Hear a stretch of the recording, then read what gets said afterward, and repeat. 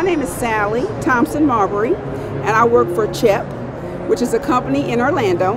We've been in the United States for about 20 years, and what we do is we sell pallets and containers, and where most pallets are sold and they're then scrapped, ours are actually leased. So from a supply chain standpoint, that means that a company doesn't have to purchase the pallet. And in addition to that, our pallets are about 100 pounds, which means they're built for sustainability.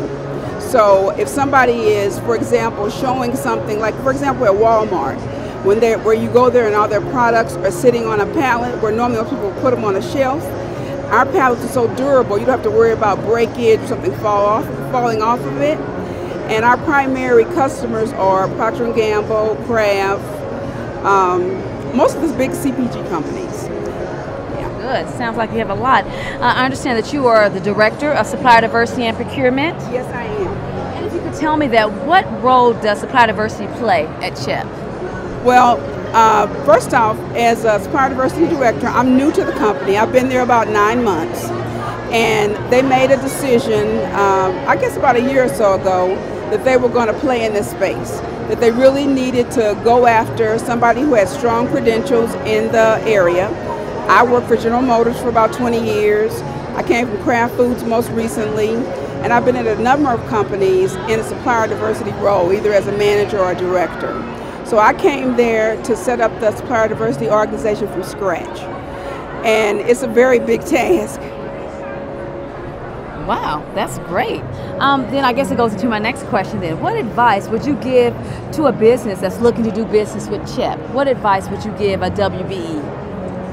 I would tell the WBE, first off, if they were interested in doing business with us, to make sure they've gone online, CHEP.com, and to see what is it that we do.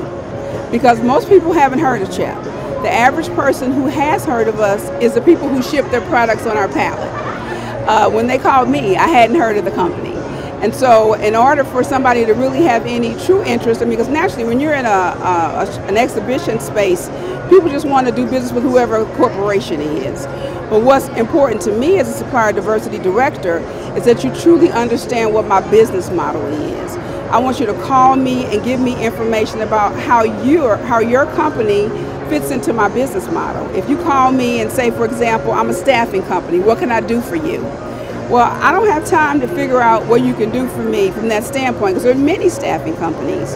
But conversely, I'm extremely impassioned about the whole area of supplier diversity. I want to be able to support everybody who wants to get employed by us, but it's to their advantage to come to us with a business plan. What is it that I can do for you? The other thing I would tell them is that they need to be certified, either by WBENC or NMSDC. In order for us to have auditable numbers, self-certification is not going to work with this program. Having been in the business so long, I know that if I'm reporting my numbers to Procter & Gamble, to Kraft, to Kroger, they're not interested in numbers that don't stand the test of time. So it's very important that they be certified. That's definitely good advice to have. And I had one more. This is the WBENC convention, if you will. We talk about we are WBENC. What are some of the objectives that CHEP that you want to see here that you can gain from this WBENC convention? Well, I think there's several reasons why I thought it was really important for us to play in this space. First off, because CHEP is a name that's really not known from a consumer standpoint. And a lot of WBENC entrepreneurs have never heard of us. This is an opportunity for CHEP to sell itself. Anybody who has a product can ship that product on a CHEP pallet. And it's an advantage to their supply chain because they spend less money. So that's a benefit to them. And then also, it's also of interest for us to look at suppliers in those categories where we're looking to source things. For example, we do a huge amount of spend. 25% of our spend is in the logistics arena. So I'm looking for diversity suppliers who can add value in that space. And that's across all categories of logistics, whether it's trucking, rail, every single category. And likewise, marketing and in areas of HR. And I'm looking for people who have businesses that are established. When you're trying to bring a new program to people that really aren't accustomed to what's going on with entrepreneurial companies, you have to bring people to the party that can win.